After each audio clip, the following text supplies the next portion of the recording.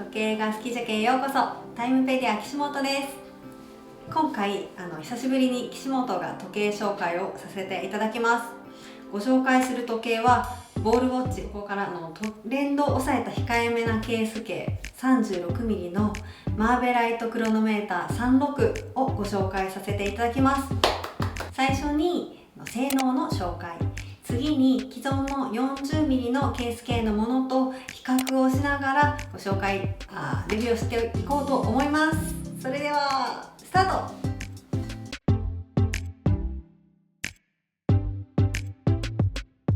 こちらがマーベライトクロノメーター36です。じゃん。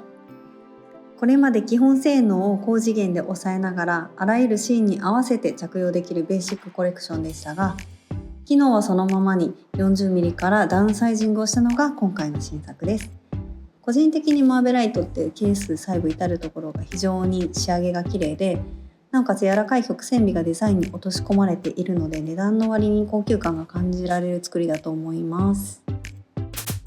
もちろん基本性能も申し分なく、その特徴といえる点が3つあります。1つ目はケースとブレスレット素材にスーパーステンレスと呼ばれる 904L を使用しています。 904L って何って方のために少し深く解説していきます。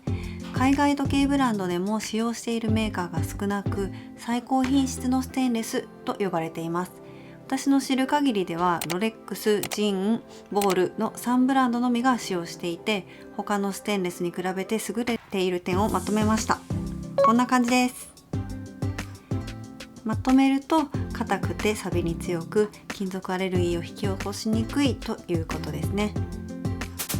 続いて2つ目、対磁性8万アンペアを実現していることです。スマホやタブレット、パソコンといった電化製品が身近になった現在においては、時計は常に磁気を帯びるリスクを持っています。なぜ磁気に弱いかっていうと、時計を動かしているムーブメントのパーツがほとんど金属でできていて、磁気を帯びた金属同士が引き寄せ合ったり離れたりするために、精密に設計されたパーツの位置が狂ってしまって、時間が進む、遅れるっていった不具合が生じます。そのためできたカテゴリーが対磁性という性能です。では8万アンペアとは具体的にどのくらい磁気に強いのかっていうと、スマホやタブレット端末に密着させた状態で約3万8000アンペアまでって言われているので、十分上回っているってことがわかります。今の時代にぴったりですね。3つ目、コスク認定クロノメーターのムーブメントを使用しています。クロノメーター検定の検査内容は5つの姿勢差と3つの温度差の条件下で15日間にもわたる精度を査定するっていうものです。その状況下で1日にずれる時間の範囲がマイナス4秒からプラス6秒以内の基準精度を満たす証明というものになってます。日常的に扱う時計に正確性っていうのはとても重要な項目であって、気になる点としてはパワーリザーブが38時間っていうのが少し短いなと感じました。それでは早速基礎モデルと並べてみました。いかがでしょうか。見事にサイズダウンしてますよね。まず外装を見ていきましょう。ケースの仕上げはベゼルは変わりないけど、ラグの部分がポリッシュからヘアラインに変更になってて、少しカジュアルな印象になってますね。個人的にはこっちの方が今風で、私は好きです。続いてサイドを見比べてみましょう。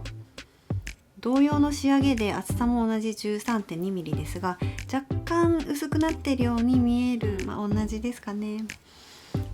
次はベルトを見比べていきます。ケースに合わせてベルトも細くなってますね。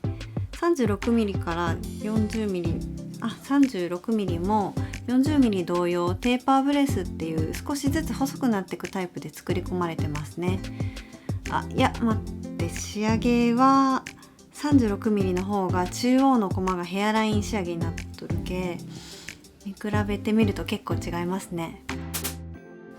では最後に文字盤です。長針と短針とともにサイズ合わせて短くなってますけども、インデックスの大きさはそのままに見えるので 40mm のパーツをそのまま流用しているようで、プリントされた文字の大きさも、同じっぽいですね。なので 36mm の方は少し凝縮されたようなデザインに仕上がってるけれども、バランスは全然悪くないと思います。比べた感想は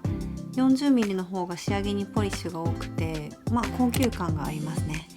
36mm の方は全体的にヘアライン部分が多いので統一感があるので、サイズも相まってトレンド感を抑えてる感じがします。高級感がある 40mm か今風の 36mm、 皆さんはどちらがお好みですか？はい、ではピンク文字盤を着用してみました。ピンクのダイヤル、マザーオブパールの色味ですごく綺麗にきらめいてます。すごい可愛いですね。でブレスも細くなっててヘアライン仕上げなんですけれども、ところどころ細かくポリッシュが入ってるのでマットながらもかっこいい高級感があります。あとはレインボーのマイクロガスライトがめっちゃこれいいと思う。可愛い。以上です。はい、で僕はブルーを着用してみました。アイスブルーですね。36mm いいですね。個人的に今使ってる時計が 34mm なので全然小さく感じないです。小ぶりなのにカレンダーがあるのもプラスのポイントですね。今日何日だっけって時には時計を見る癖があるので、個人的には日付があるとかなり使いやすいです。装着感も曲線が多いデザインなので手のあたりが抜群ですね。全然ストレスを感じません。仕上げもヘアラインが多くなったことで高級感が少しなくなったけど、使用するシーンの幅がぐっと広がった気がします。まさに長く使える一本かなと思います。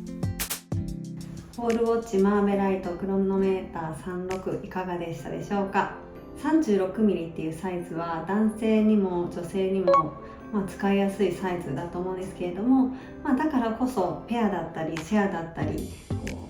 そういった使い方がしやすいサイズですよね。ペアウォッチめっちゃいいと思います。やってみたい